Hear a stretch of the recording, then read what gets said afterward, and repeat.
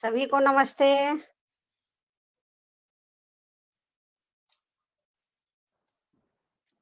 नमस्कार जी, नमस्कार। नमस्ते।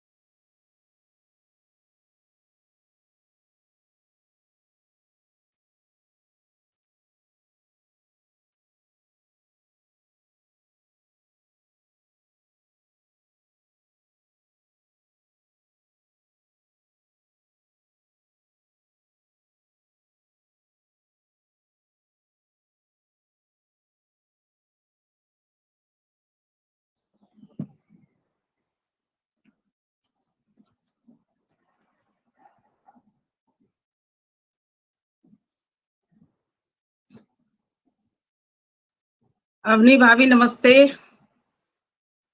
अलका मौर्य मैडम नमस्ते।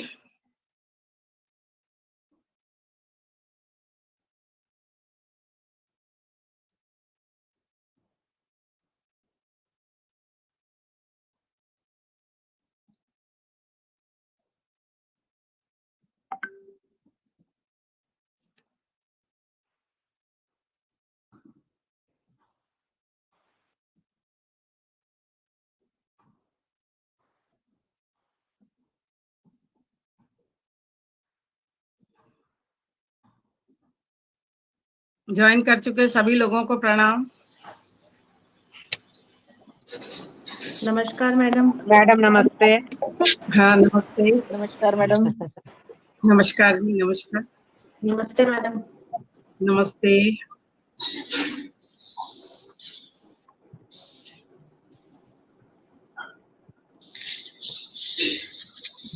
आज के इस कार्यक्रम में मैं सभी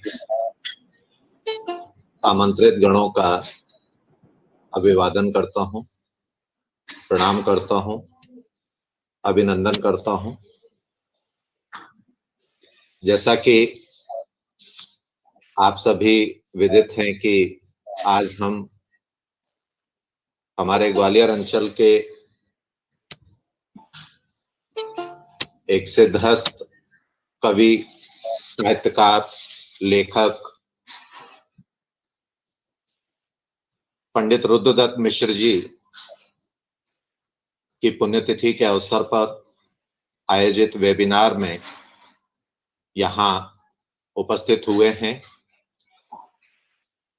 इस कार्यक्रम के दौरान हम विभिन्न विद्वानों के विचारों को सुनेंगे। उन्होंने पंडित रुद्रदत्त मिश्र जी को किस रूप में देखा है, जो उनकी जीवन यात्रा रही है, उस जीवन यात्रा में किन किन पड़ावों को उन्होंने पार किया, किस तरह से उन्होंने अपनी लेखन कला के माध्यम से अपने आप को स्थापित करने का कार्य किया था कि आज उनकी मृत्यु के 39 वर्ष के बाद भी हम सभी एकत्र होकर उन्हें याद कर रहे हैं। उनके द्वारा समाज के लिए जो कार्य किए गए हैं उनका स्मरण कर रहे हैं। आज के इस कार्यक्रम की अध्यक्षता हमारे परम श्रद्धेय डॉक्टर सुरेश मिश्र जी भोपाल से कर रहे हैं, हमारे बीच विद्यमान हैं। कार्यक्रम का मुख्य आतिथ्य त्यारजी महाविद्यालय के प्राचार्य एवं अतिरिक्त संचालक उच्च शिक्षा डॉक्टर एम.आर. कौशल सर करेंगे। वो कभी भी हमें ज्वाइन कर सकते हैं। इस समय उच्च शिक्षा विभाग की एक ऑनलाइन मीटिंग में वो व्यस्त हैं। हमारे साथ विशिष्ट अतिथियों के रूप में डॉक्टर पूरन सहगल सर मनासा से हमारे बीच विद्यमान हैं। आप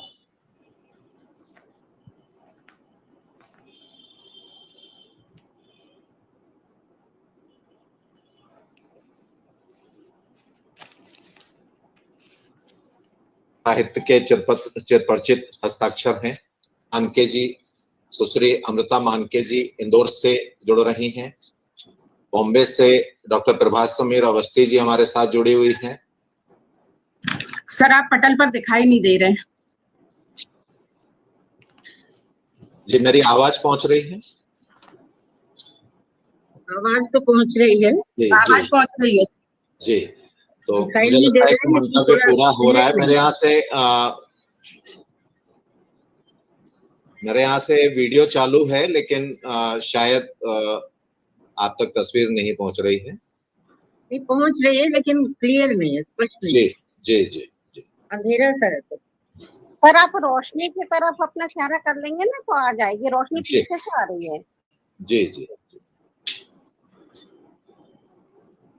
अब थोड़ा दिखाई दे रहा अब ठीक है।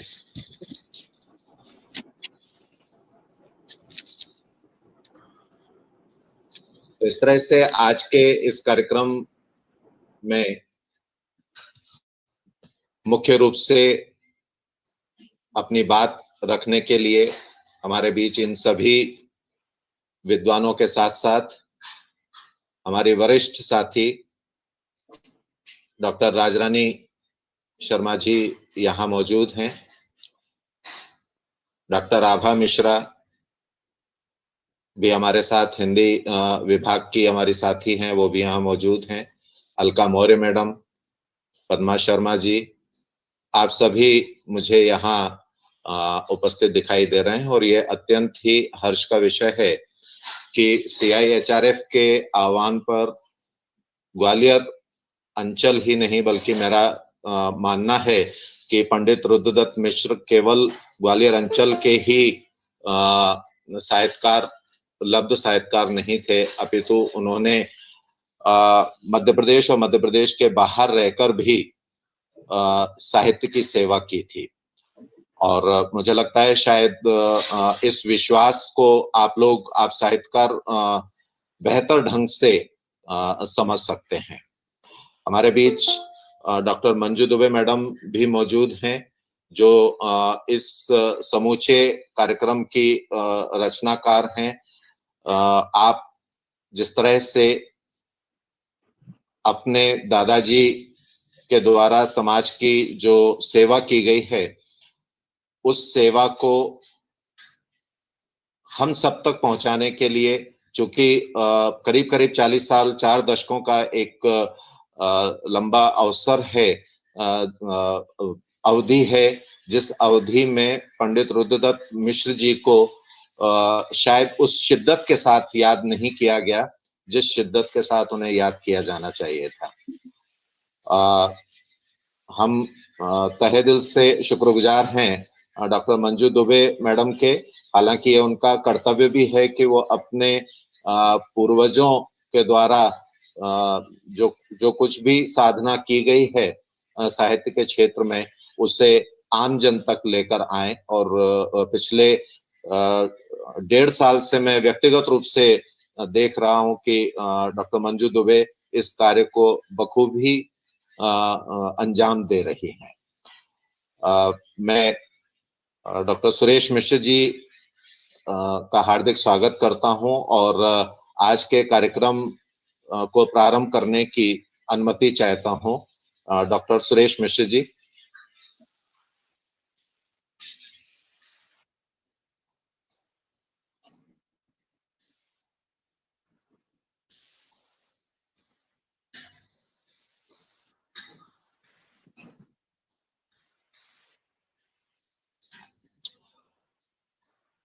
सुरेश मिश्र जी जुड़े हुए हैं हमारे साथ और शायद मेरी बात उन तक नहीं पहुंची है। मैं कार्यक्रम को आरंभ करते हुए, उनकी अनुमति के साथ कार्यक्रम को आरंभ करते हुए डॉक्टर मंजू दुबे मैडम से अनुरोध करना चाहूंगा कि आज के इस वेबिनार में उपस्थित सभी विद्वजनों और सहभागी गणों का शाब्दिक स्वागत करें। Doctor Manju Dubey madam. सभी को नमस्कार। ये तो आप सब जान ही चुके हैं, आज हमारे बाबा जी की पुण्यतिथि है और इस अवसर पर मैं उन्हें शत शत नमन करती हूँ। हमारे बीच उपस्थित हैं परम श्रद्धेय डॉक्टर सुरेश मिश्र जी, जो आज के कार्यक्रम की अध्यक्षता कर रहे हैं। मैं उनका हार्दिक स्वागत करती हूँ, अभिनंदन करती हूँ। हमारे बीच विशिष्ट अतिथि के रूप में मौजूद हैं डॉक्टर M.R. कौशल सर, मैं उनका भी हार्दिक स्वागत करती हूँ, अभिनंदन करती हूँ। विशिष्ट अतिथि के रूप में डॉक्टर पूरन सहगल जी हमारे बीच मौजूद हैं, आपका भी हार्दिक स्वागत है, अभिनंदन है। विशेष वक्ता के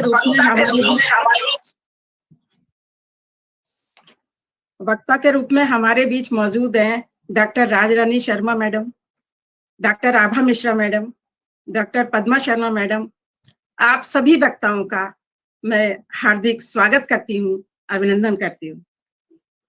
आज के इस प्रोग्राम में सुप्रसिद्ध गायक श्री अभय मानके जी और उनकी पत्नी श्रीमती अमृता मानके जी, जो संगीत के स्वरों में आप सबके समक्ष अपने गीत प्रस्तुत करेंगी। उनका मैं हार्दिक स्वागत करती हूँ, अभिनंदन करती हूँ।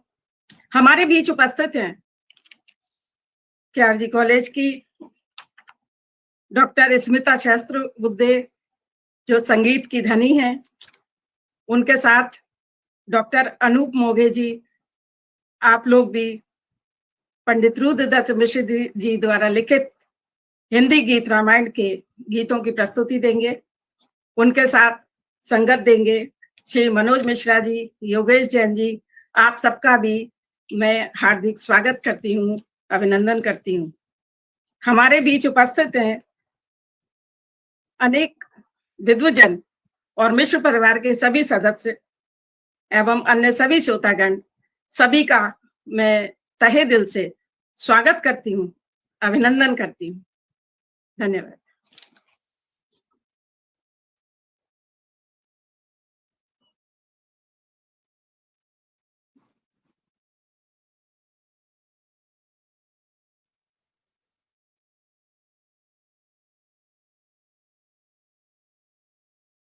सर आवाज नहीं आ रही है। पंडित रुद्रदत्त मिश्र जी के विषय में हम विद्वानों से बहुत कुछ सुनेंगे, उनके विचार जानेंगे। लेकिन मुझे ऐसा महसूस होता है कि एक व्यक्ति अपने जीवन काल में सोसाइटी के लिए कितना कंट्रीब्यूट कर सकता है, सोसाइटी को क्या क्या दे सकता है, यदि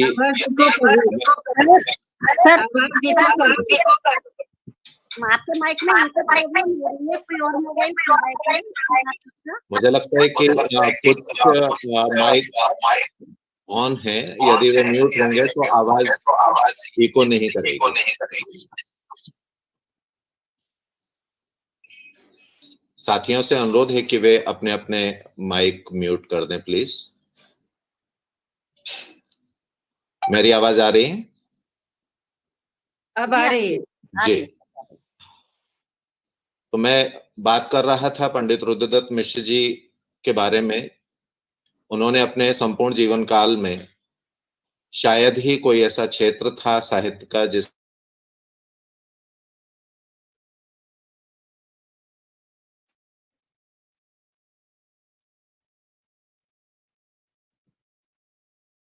और इन सब चीजों के साथ साथ सबसे महत्वपूर्ण जो मुझे लगता है, जितना मैं उन्हें जान पाया हूं, समझ पाया हूं, अनुवाद के क्षेत्र में, जो कि एक अत्यंत कठिन कला, अत्यंत कठिन साधना है, उस क्षेत्र में भी आपने बहुत अधिक कंट्रीब्यूट किया। और खास तौर पर जब वो बाइबल का अनुवाद कर रहे हैं, जब वो सामवेद का अनुवाद कर रहे हैं, 3 खंडों में, 3 वॉल्यूम्स में सामवेद का अनुवाद निश्चित रूप से एक अद्भुत कृतित्व है मिश्र जी का। और जब आप लोगों के बीच में उनकी रचनाएं पहुंच रही हैं, मुझे लगता है अभी सामवेद के अनुवाद को आप लोगों ने नहीं देखा है, और डॉक्टर मंजू दुबे मैडम सामवेद के उनके अनुवाद को प्रकाशित कराने का उन्होंने बीड़ा उठाया है, और अतिशीघ्र प्रकाशित रचनाएं आप लोगों के हाथ में होंगी। तो निश्चित रूप से आश्चर्यचकित करने वाली बात है कि मिश्र जी ने किस तरह से अपने जीवन काल में विभिन्न क्षेत्रों में अपनी जो रचनाएं हैं, अपना जो साहित्य कर्म है, उसको पूर्णता प्रदान की।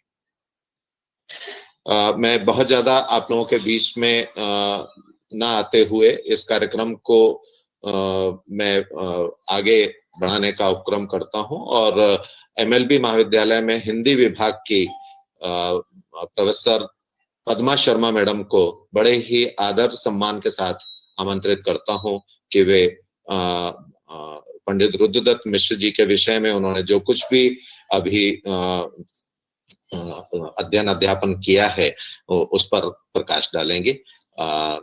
सम्माननीय पद्मा शर्मा मैडम। सभी को नमस्कार। मेरी आवाज आ रही है?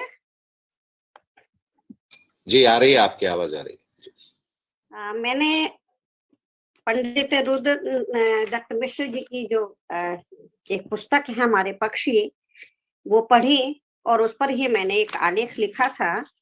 और उस आलेख का जो मैंने शीर्षक रखा था वो था रुद्रदत्त मिश्र की कृति हमारे पक्षी में पक्षियों का सौंदर्य विधान और पर्यावरण संरक्षण। सम्मानीय मंच को नमन करते हुए यहाँ मैं अपनी बात रखते हुए ये बताना चाहती हूँ कि पर्यावरण संतुलन में पक्षियों का विशेष योगदान है। वे विभिन्न प्रकार के कीट मकोड़े खाकर हमारे पर्यावरण का संतुलन करते हैं, और जैसा कि पीपल और अन्य वृक्ष के जो बीज हैं वो भी अपनी चोंच में दबा कर ले जाते हैं, और अन्य स्थानों पर उनका पोषण करने के लिए वहां छोड़ देते हैं, वो बीज पनपने लगते हैं। इसी कारण हमने प्रायः देखा है कि पीपल का पेड़ बहुत कम लोग लगाते हैं, लेकिन फिर भी वो घरों की दीवारों में, छत पर या जमीन पर हमें स्वतः ही उगता हुआ दिखाई देता है।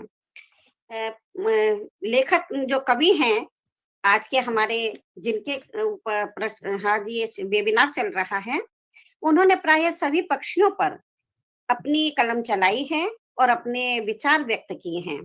उनका जो सौंदर्य है पक्षियों का, उनका जो व्यक्तित्व है, व्यक्तित्व से तात्पर्य उनका जो आकृति है, उनका रूप है, रंग है, उन सबका वर्णन उन्होंने अपनी कविताओं में किया है। कौवा, कोयल, कबूतर, तीतर, तोता, गिद्ध, मोर, उल्लू, बाज, ऐसे पक्षियों का उन्होंने चित्रण किया है। और तोता, जैसा कि हम जानते हैं, प्रायः कवियों ने तोते की नाक का जो वर्णन किया है या उसके सौंदर्य का बोध कराया है, वो प्रायः नायिका की नाक के साथ उन्होंने उसका एक समवृत्त खींचकर उसके सौंदर्य का बोध हमको कराया है। लेकिन मिश्र जी लिखते हैं, पंख हरे हैं, चोंच लाल है, आंखें गोल मटोल, पिंजरे में रह सेज सुनाता राम नाम के बोल। ये हम सभी को मालूम है कि तोता जो है, जब हम घरों में पालते हैं, पिंजरे में बंद होता है, तो हम उससे कहते हैं राम राम, और वो रटा हुआ बोलता है। और तोते का जो रूप कहते हैं कि रटने में वो प्रवृत्त होता है, इसलिए हम अपने बच्चों को या विद्यार्थियों को कहते हैं तोता की तरह मत रटो। तो तोते का जो रूप उन्होंने बताया है, आगे वो लिखते हैं, उड़ता है वे आसमान में, खाता है फल फूल, टेक टेक करके शोर मचाता, पढ़ा पढ़ाया भूल। जब वो शोर मचाने लगता है, उसकी इस बात को भी उन्होंने अंकित किया है कि किस तरह से जब वो शोर मचाता है तो हम जो याद रखते हैं उसको भी हम भूल जाते हैं। बड़ी नुकीली और कड़ी है इस सुग्गे की चोंच। सुग्गा, सुग्गा हम ग्राम्य भाषा में इसको बोलते हैं। पिंजरे में मत अंगुली डालो, लेगा यह झट नोच। तो ये तोते की प्रकृति पर पंडित रुद्रदत्त मिश्र जी ने लिखा। आगे भी उन्होंने अन्य पक्षियों पर अपनी बात रखी है। मोर, जिसको कि हम राष्ट्रीय पक्षी के रूप में मानते हैं, उस पर भी उन्होंने बहुत सुंदर उसका चित्रण किया है। मोर बहुत सुंदर पक्षी होता है, जैसा कि हम जानते हैं। यह इसका जीवन काल 10 से 25 वर्ष का होता है और इसका वजन 6 किलो तक होता है। आमतौर पर यह अकेला रहता है और इसकी आवाज बहुत दूर तक जाती है। ये एक शाकाहारी पक्षी होता है। ये बहुत ध्यान देने योग्य बात है। और इस पक्षी के बारे में, मोर के बारे में पंडित जी लिखते हैं, पंडित रुद्रदत्त मिश्र जी लिखते हैं कि अपना सुखद भूल मोर ने सबका मन बहलाया, जंगल में मंगल कर उसने जीवन सफल बनाया। कहते हैं कि कभी अकेले में हम कोई काम कराए तो कहते हैं कि जंगल में मोर नाचा किसने देखा। तो मोर का जो नृत्य है, उसके जो पंख हैं, वो हमारे मन को बहुत हर लेते हैं, हमारे मन को प्रसन्नता देते हैं। और काली काली उठी घटाएं, बादल नभ में छाए, मेरो मेरो मोर पुकारे, अब क्यों देर लगाए। तो मोर जब नाचता है तो हमें यह एहसास होने लगता है कि अब पानी बरसने वाला है और बहुत अच्छा मौसम होने वाला है। तो जो मौसम मोर को अच्छा लग सकता है, वो हमें इस ओर इंगित करता है कि हम आगे इस अनुमान लगा सकें कि अब मौसम किस तरह से परिवर्तित होने वाला है। कौवा एक समझदार पक्षी है। सामान्यतः इसे कौवे, कौवा, राउस, जैकडॉच कहा जाता है। और कौवा कभी भी घोंसला नहीं बनाता है। इसका वजन 169 से 2 किलो तक हो सकता है। और इसकी आयु कॉमन रूप से, सामान्य रूप से जो है 15 वर्ष तक की होती है। तो इन सब नवचर प्राणियों के बारे में पंडित रुद्रदत्त मिश्र जी ने लिखा है और बहुत अच्छी तरह से उनके व्यक्तित्व, उनकी आकृति के बारे में हमें बताया कि बड़े सवेरे घर घर डोला, कांव कांव कर कौआ, बोला लंबी चोंच रंग है, काला चालाकी में निपट निराला।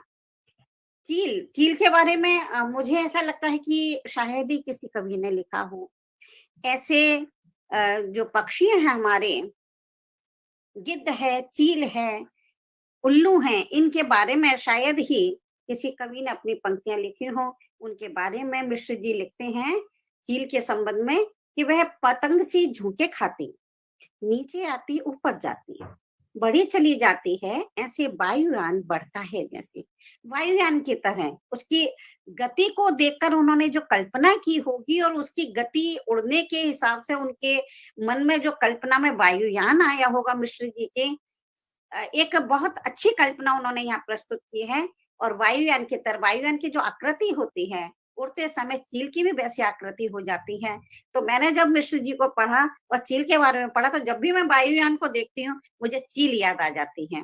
तो इतना अच्छा लेखन, जो कि हमें कुछ भी आकृति देखकर हमें अन्य पक्षियों की याद दिला दे या अन्य बातों की स्मृति ले आए, तो ये बहुत ही सार्थक लेखन है, जो वास्तव में अभी तक एक कहना चाहिए अंधेरे बक्से में पड़ा रहा। और इस बात के लिए मैं मंजू मैडम को बहुत धन्यवाद दूंगी, ज्ञापित करूंगी धन्यवाद, कि जिन्होंने हमारे साहित्य के भंडार को भरा, इतना अच्छा अच्छा साहित्य लिखा। वो लेखन हमारे सामने मंजू मैडम लेकर आई, उसमें उनको बहुत अधिक मैं साधुवाद देती हूँ कि ये इस तरह का साहित्य जब हमारे सामने आता है, तो ऐसे ही ना जाने कितने कवि और लेखक और होंगे जो कि अंधेरे के गर्त में पड़े होंगे, जिनको हमारे सामने प्रस्तुत नहीं किया गया, जो भी कारण रहा हो, हमारे साहित्य के धुरंधरों का जो भी कारण रहा हो कि उनको वो सामने में नहीं आ पाए। तो वही है कि जिस तरह से कोई भी आंदोलन या जो भी कुछ हमारा यज्ञ होता है, उसमें आहुति कई लोग डालते हैं, लेकिन बस यही है कि कुछ कुछ आहुतियां हमको याद रह जाती हैं, अन्य लोगों को हम विस्मृत कर देते हैं, क्योंकि उनके नाम भी हमको याद नहीं रहते हैं। और याद इसलिए नहीं रहते हैं कि वही है कि जो लिखा गया, रचा गया, यदि वो हमारे सामने नहीं है तो हम वो याद ही नहीं कर पाएंगे। और कई बार स्थिति ये भी होती है कि कई-कई पंक्तियां जो बहुत अच्छे-अच्छे कवि लिख गए हैं, अन्य लोगों के नाम के साथ वो हम भेजते रहते हैं व्हाट्सएप पर और फेसबुक पर, तो थोड़ा हम ये भी सोच लें कि ये पंक्तियां आखिर हैं किसकी। पता चलता है कि जो बेचारा इसका मूल लेखक है या जो मूल रचयिता है, उसका नाम कहीं भी नहीं आ रहा और दूसरे लोग जो है उसके नाम से, उन पंक्तियों के नाम से प्रसिद्धि पा रहे हैं। तो गिद्ध पक्षी की भी पंक्तियां बस पढ़ूंगी मैं। मुझे लगता है मेरा समय पूर्ण होने जा रहा है। कि गिद्ध के लिए लिखा है मिश्र जी ने कि पंजे इसके मोटे मोटे, आंखें हैं विकराल, देख रहा है बाट किसी का, जल्दी आवे काल। गिद्ध, गिद्ध के साथ काल को जोड़ना, क्योंकि गिद्ध शवों को नोच कर उनके मांस को खाता है। इस तरह की जो कल्पना उन्होंने की, इस तरह का विवरण जो हमारे सामने लेकर वो आए, वास्तव में बहुत ही सराहनीय है।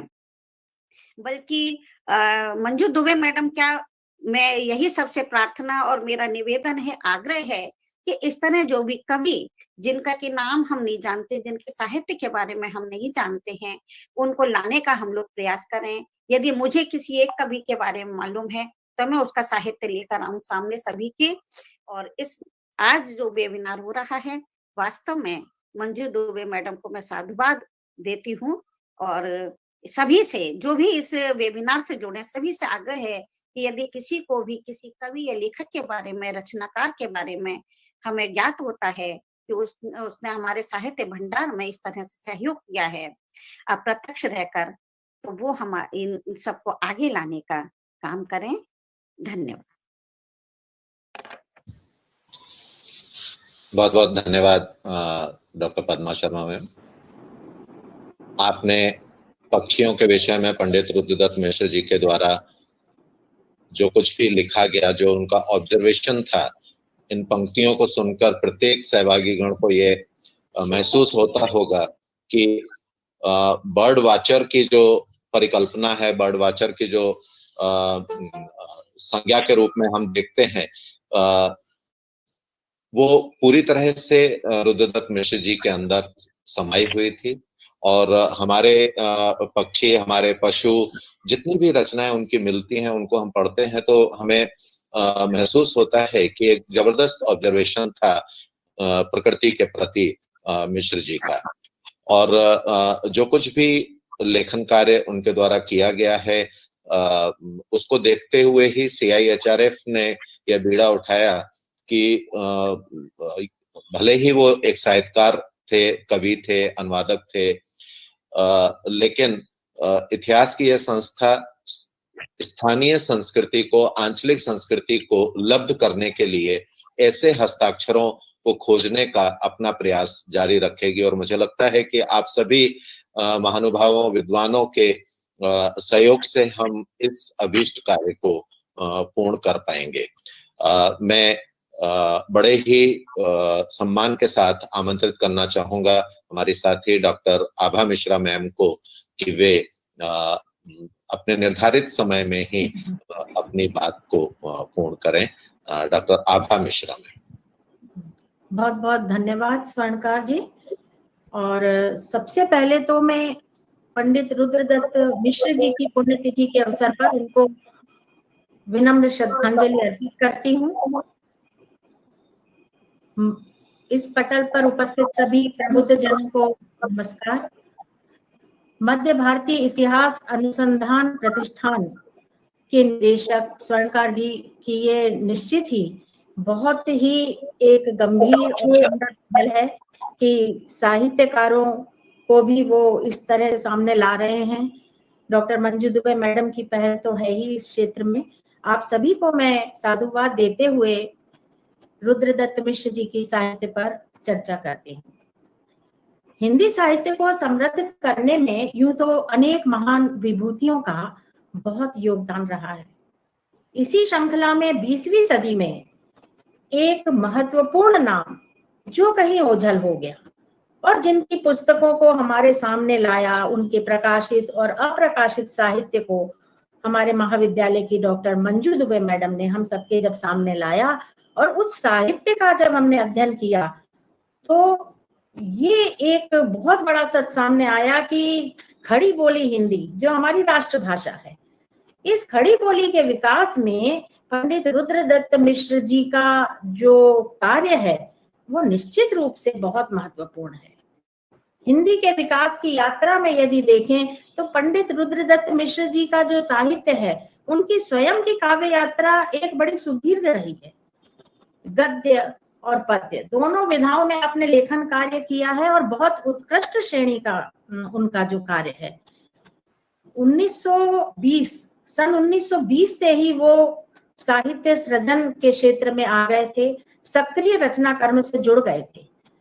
और सबसे महत्वपूर्ण बात ये भी है कि उन्होंने जो पीरियड देखा स्वतंत्रता से पूर्व और स्वतंत्रता के पश्चात, स्वतंत्रता से पूर्व गुलामी की स्थितियों में जहां भारतवासी रह रहे थे, वो विभीषिका, उनको भी उन्होंने बहुत नजदीक से देखा, समझा, जिया।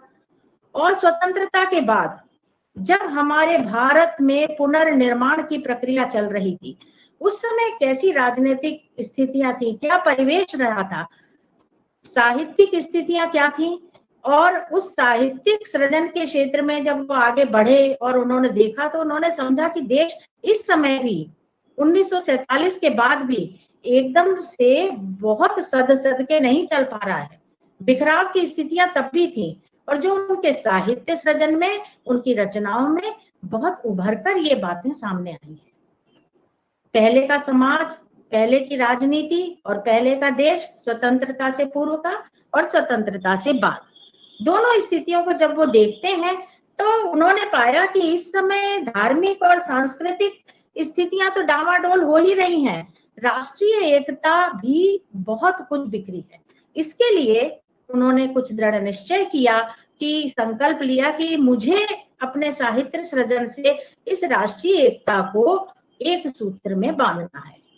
और उनके इन विचारों को दृढ़ किया। वो 1922 में कोटा में पदस्थ थे, अध्यापक के रूप में उनकी नियुक्ति हुई थी और यहाँ रहते हुए ही गांधी जी उन दिनों देश में राष्ट्रीय आंदोलनों के चलते हुए जगह जगह जाते थे। तो उस समय कोटा में 1922 में जब गांधी जी पहुंचे तो वहां एक कार्यक्रम में मिश्र जी ने गांधी जी को जब सुना, उनके दर्शन किए, तो वो मंत्र मुग्ध हो गए। गांधी जी की शब्दावली, गांधी जी का व्यक्तित्व, खैर सभी गांधी जी से तो प्रभावित थे, पर मिश्र जी पर गांधीवाद का इतना ज्यादा प्रभाव पड़ा कि उसी क्षण उन्होंने निश्चित कर लिया कि गांधी जी जिस सर्व धर्म संभाव की बात करते हैं, इसके सहारे ही मैं राष्ट्रीय चेतना जगाऊंगा और सर्वधर्म संभाव के लिए जो कुछ भी मैं कर सकता हूँ, राष्ट्रीय एकता के लिए मुझे किसी भी तरह से, अगर धार्मिक और सांस्कृतिक को जरिया बना के, धर्म और संस्कृति को जरिया बना के, साहित्य के माध्यम से मुझे यदि ये मौका मिलता है कि मैं लोगों को एक सूत्र में जोड़ सकता हूँ, तो मैं इसके लिए बिल्कुल दृढ़ संकल्पित हूँ और मैं निश्चित रूप से इसके लिए बहुत कार्य करूंगा। और वो जुट भी गए। साहित्य सृजन तो वो करते ही थे, रचनाएं लिखते थे, राष्ट्रीय भावना से ओतप्रोत भी रचनाएं लिखी, लेकिन ये जो समय था 1922 का, ये उनके जीवन में क्रांतिकारी मोड़ लेकर आया। साहित्य के क्षेत्र में यूं तो कहानी, नाटक, सारी विधाएं उस समय शुरू हो चुकी थी, लेकिन अनुवाद के क्षेत्र में देखा जाए तो काम नहीं हुआ था। अनुवाद हम सभी जानते हैं एक बहुत कठिन कार्य है, क्योंकि उसके लिए जो भी लेखक है, ये साहित्यकार हैं, उन्हें दोनों भाषाओं में पारंगत होना बहुत आवश्यक है।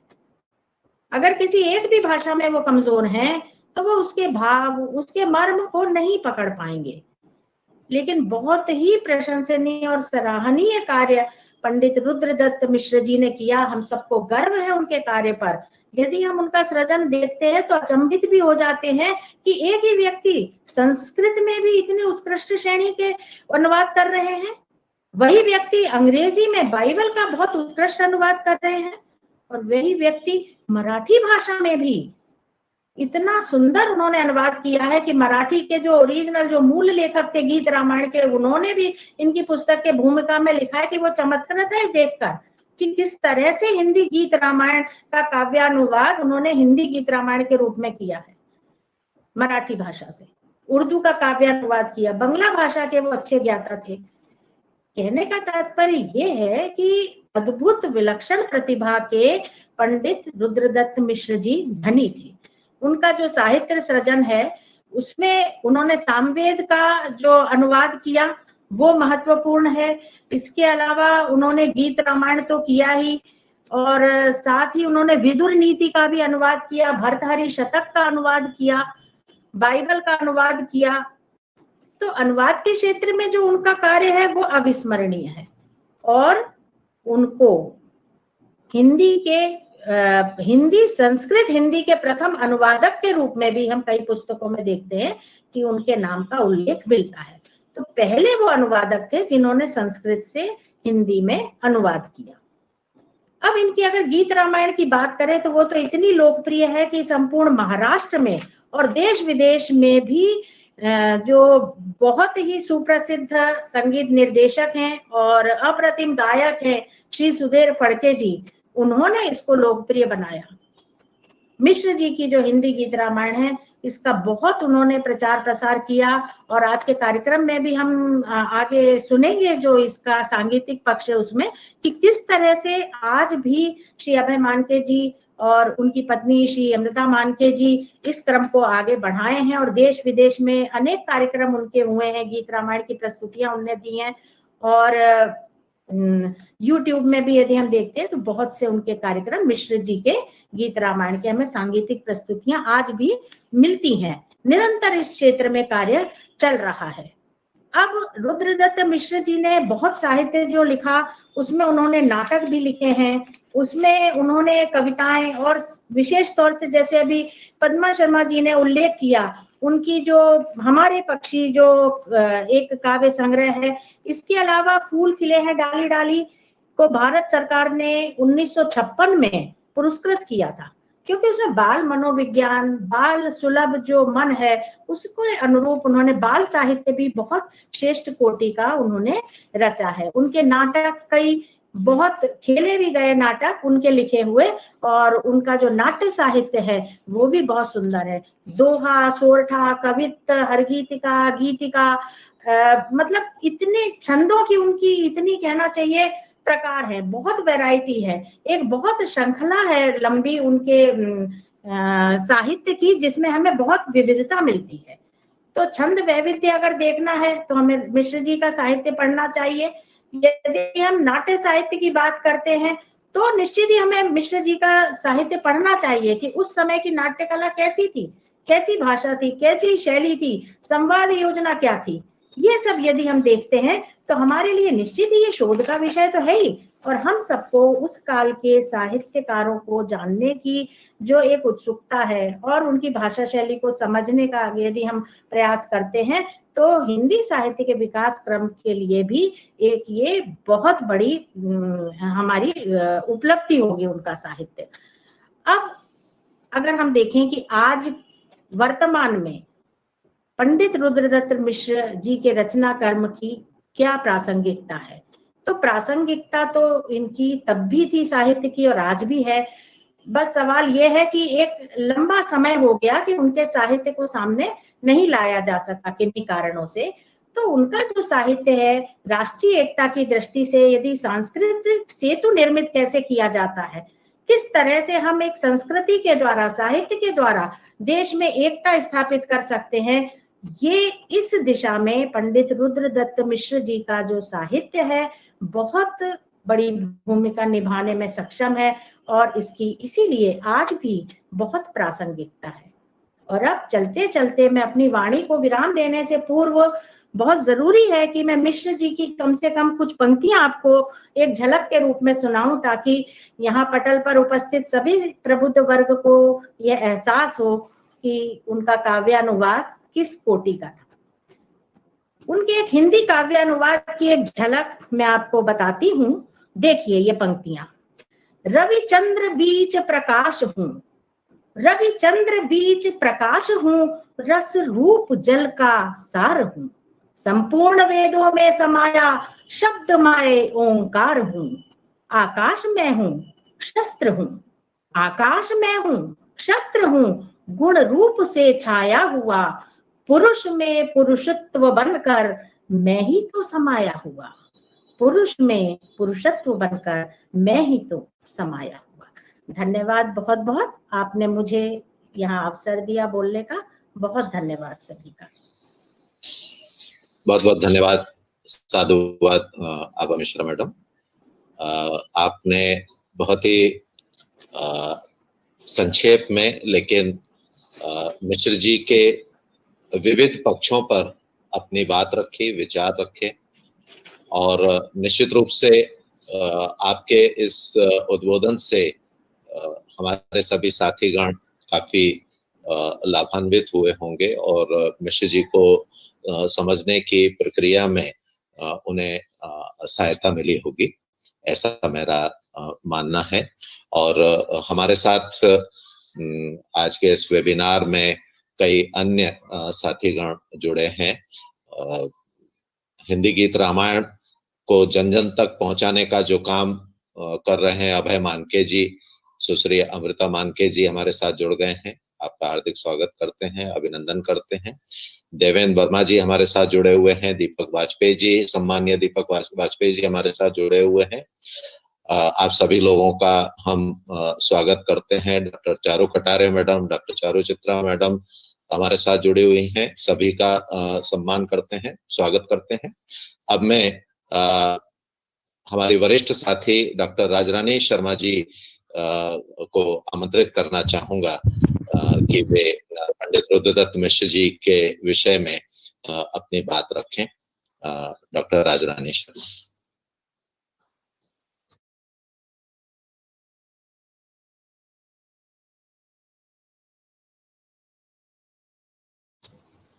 मैडम अनम्यूट करिए, माइक अनम्यूट करिए।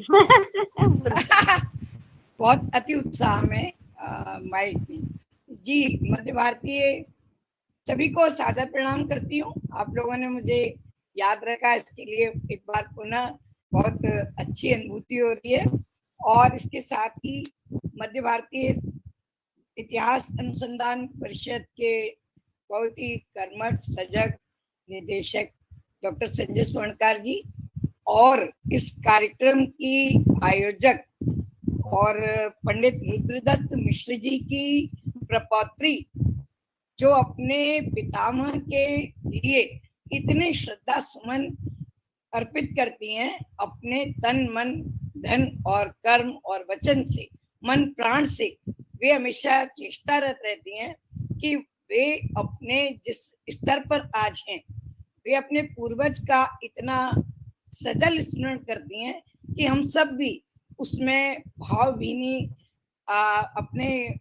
अपनी श्रद्धांजलि देने में अपने आप को पीछे नहीं रहना चाहते। उसी उत्साह से आदरणीय मंजू दुबे मैडम ने आज का ये कार्यक्रम आयोजित किया। मैं उपस्थित सभी विद्वान वर्ग को एक बार पुनः प्रणाम करती हूँ। और जिस पुण्य स्मरण में आज हम लगे हुए हैं, उस पुण्य श्लोक व्यक्तित्व ने लगभग 100 पुस्तकें रची, एक युग हमारे सामने उपस्थित किया और बहुआयामी पुस्तकें जो सृजन उन्होंने किया, वो एक प्रेरणा के प्रकाश स्तंभ की तरह पूरे युग को प्रकाशित करते हैं। मैं बहुत पुलकित होती हूँ ये जानकर कि आज नई शिक्षा नीति में अंतर अनुशासनात्मक स्थितियों को बहुत बल दिया जा रहा है। आज की नई शिक्षा नीति में ये बताया जाता है, ये विशेष रूप से उल्लेख किया गया है कि एक स्ट्रीम का विद्यार्थी चाहे तो वो दूसरी स्ट्रीम में जा सकता है। उदाहरण के लिए भौतिकी का विद्यार्थी संगीत को ले सकता है। मैं इस बात का उल्लेख यहाँ इसलिए कर रही हूँ कि साहित्य वो विधा है जिसमें संगीत, दर्शन, इतिहास, नीति और इसके साथ साथ सामाजिक पूरे शास्त्र के सभी अंश उपस्थित रहते हैं। समस्त भाषा और साहित्य अद्भुत एक प्रकार से संग्रहालय है और अंतर अनुशासनात्मक चीजों को मौलिकता से जोड़कर साहित्य जिस कालजयी रूप में प्रस्तुत करता है वो निश्चित रूप से स्तुत्य होता है। और पंडित रुद्रदत्त मिश्र जी ने उस युग में जब कोई संसाधन नहीं थे, किसी प्रकार का आर्थिक सहायता उनके लिए नहीं थी, उनको एक सामान्य नागरिक का जीवन भी जीना था, गृहस्थ धर्म का निर्वाह भी करना था, सेवा के जरूरी शासकीय कार्यों को पूरा करना था। ऐसी परिस्थितियों में रहकर एक संत साहित्य साधक के रूप में उन्होंने इतना सृजन का प्रचुर विपुल एक हमारे सामने कोश उपस्थित किया, उसके लिए वे निश्चित रूप से प्रातस्मरणीय हैं और पुण्य श्लोक हैं। उनके इस प्रदाय को हम एक बार पुनः स्मरण करें। जैसा कि डॉक्टर पद्मा शर्मा जी ने कहा कि बहुत सी चीजें आज विलुप्त हो जाती हैं, आंखों से ओझल हो जाती हैं। ये वो समय है, मैं डॉक्टर पद्मा शर्मा जी की बात से सहमत हूँ, लेकिन मुझे प्रेरणा देती है वो चीज ये है कि पंडित रुद्रदत्त मिश्र जी ने हिम्मत नहीं हारी कि यद्यपि उनका साहित्य प्रकाश में नहीं आ रहा, फिर भी बहुत से लोग हैं, मुक्तिबोध हैं, हम साहित्य में याद करते हैं।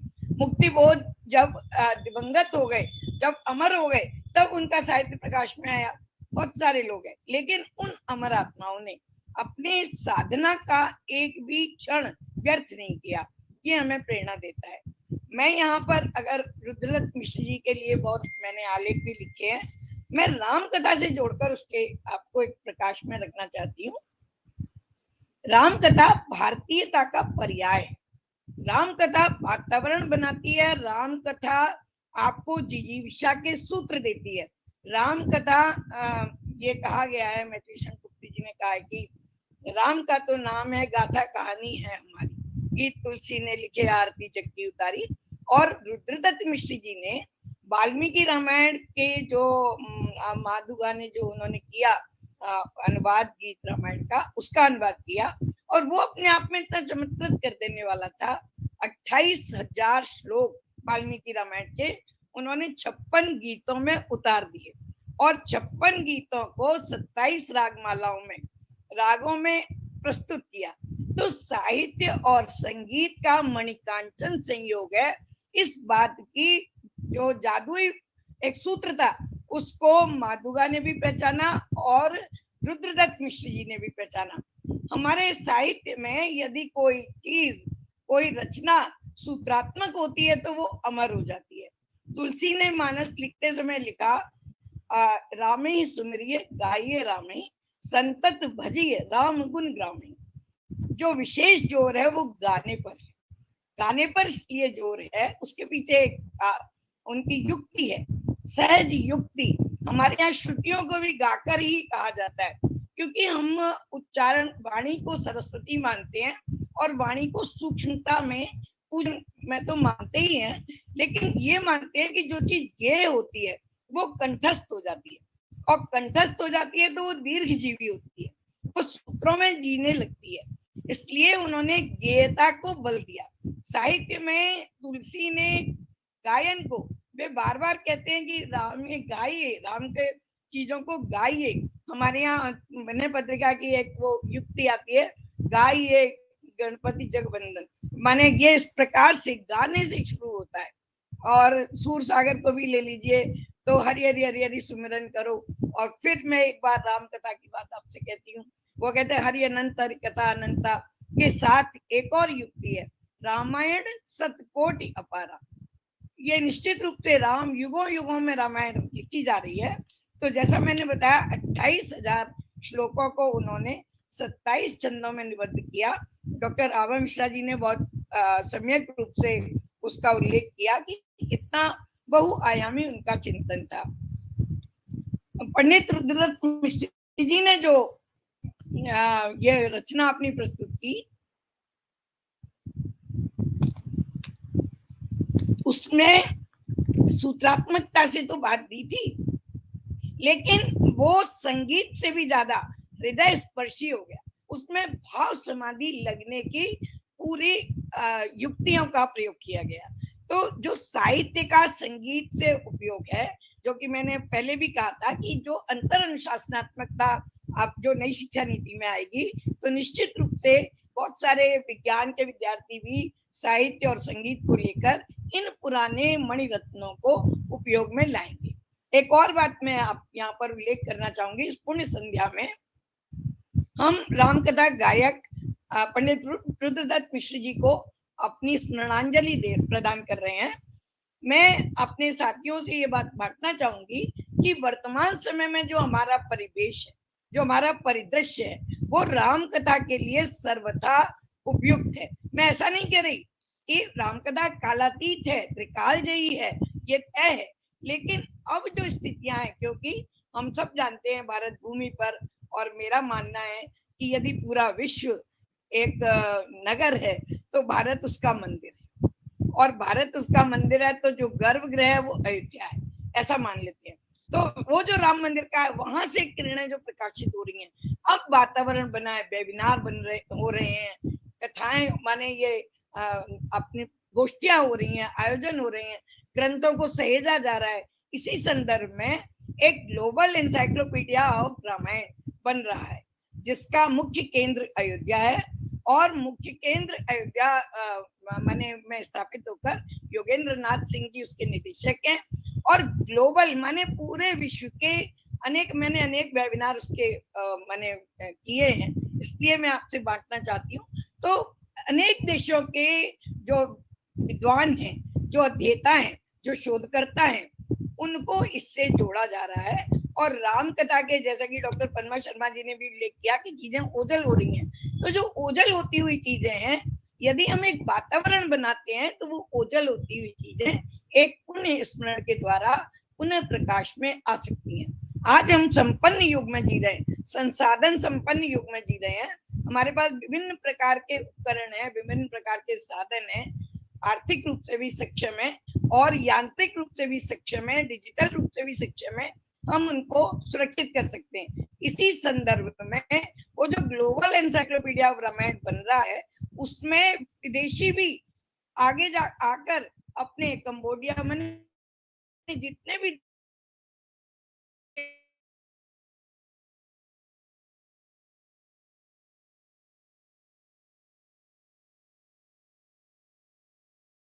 भाग बनना चाहते हैं। अभी अयोध्या में लखनऊ में, माफ कीजिए, लखनऊ में उसके ऊपर एक वेबिनार हुई, वेबिनार नहीं, एक कार्यक्रम हुआ, और उसके प्रथम खंड का वहां उद्घाटन किया गया।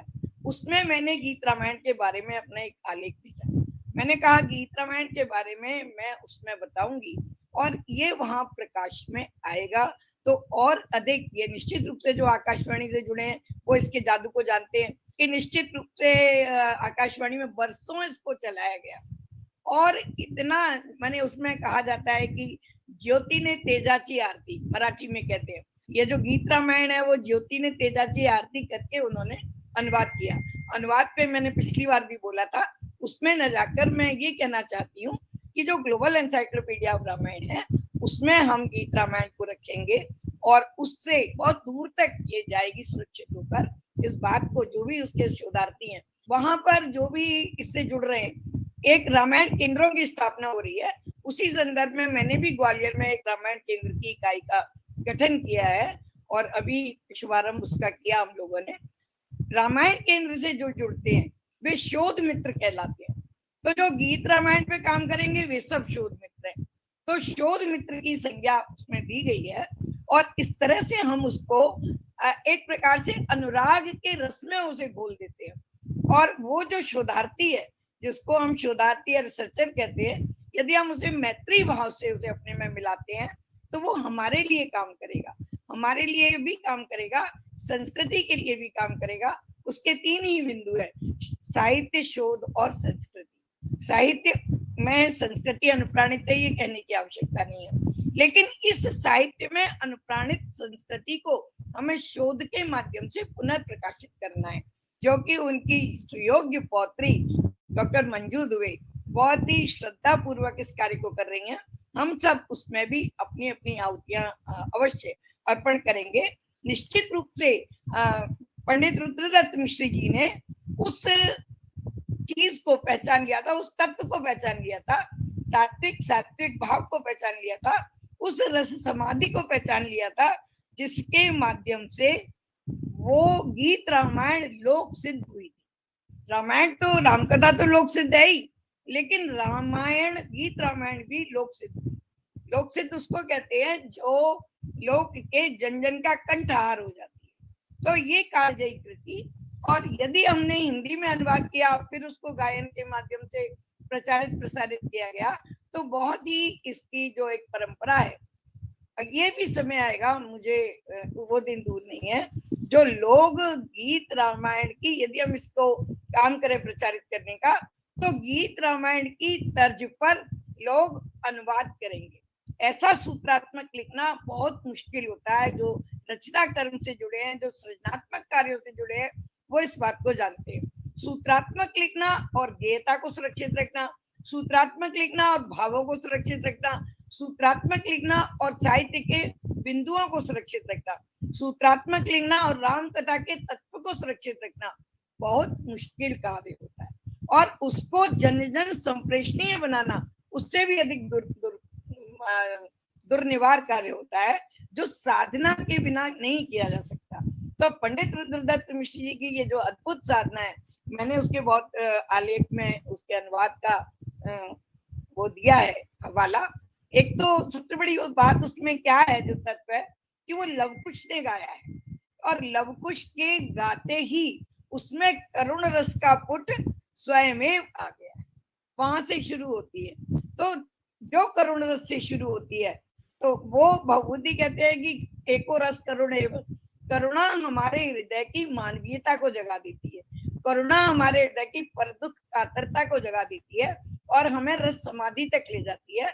ये कार्य भाषा और साहित्य कर सकता है, और इतिहास यदि इसे अपने दोनों हाथों से अंजोरती है, इतिहास इसको सुरक्षित रखती है, तो वो बहुत ही अच्छा कार्य होगा।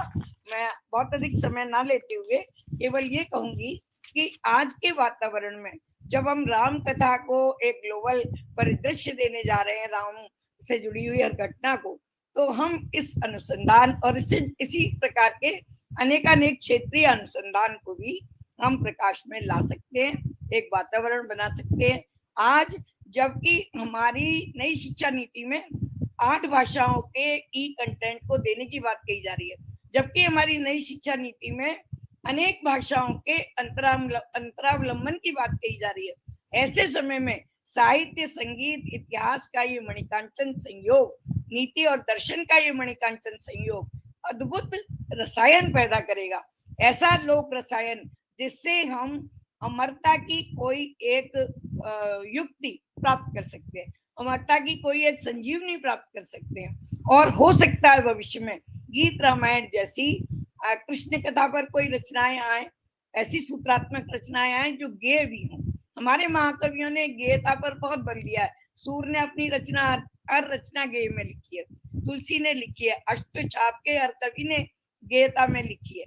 तो उसके पीछे कारण यही है कि वो त्रिकालजयी तो हो ही, उसमें रोचकता हो और लोगों के जन जन के हृदय हार बने। इस बात को पंडित मिश्र जी ने पहचाना, और ये तो तत्व तो है ही कि उन्होंने 100 से अधिक ग्रंथ लिखे, और एक से एक अद्भुत, जैसा कि अभी आभा मिश्रा जी ने बताया कि बाइबल का अनुवाद किया, वैदिक ऋचाओं का, वैदिक सामवेद का उन्होंने अनुवाद किया, तो बहुभाषा विद भी वे रहे हैं, साधना उनकी उच्च कोटि की रही है।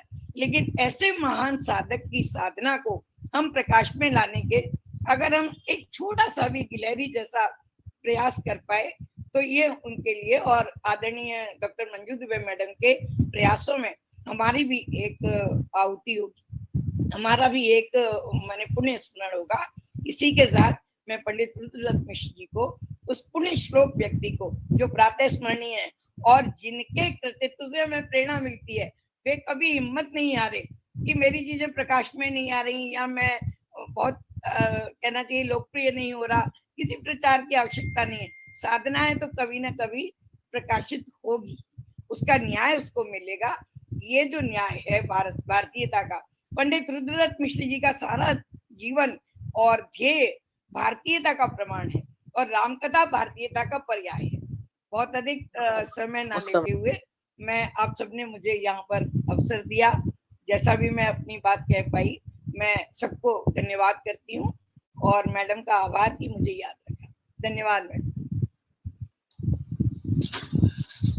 बहुत बहुत धन्यवाद मैडम। हमेशा की तरह आपने शब्दों की अपनी मणिमाला में से तमाम समीचीन शब्दों का उपयोग करते हुए इस उद्बोधन को यहाँ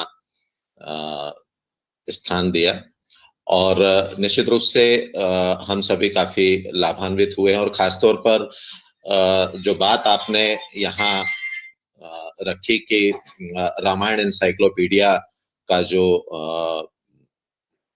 की जो रचना हो रही है, निर्माण हो रहा है, उसके ऊपर जो कार्य हो रहा है, तो हमारे बीच दो स्तंभ यहाँ मौजूद हैं। आप स्वयं इस कार्य को और आप जो हिंदी रामायण पहुंचाने का काम करते हैं, वो भी अपने संकलन को लेने का काम करेंगे, जहाँ रामायण को और उनके शब्दों को उस एनसाइक्लोपीडिया में स्थान मिल सके, ऐसा है। और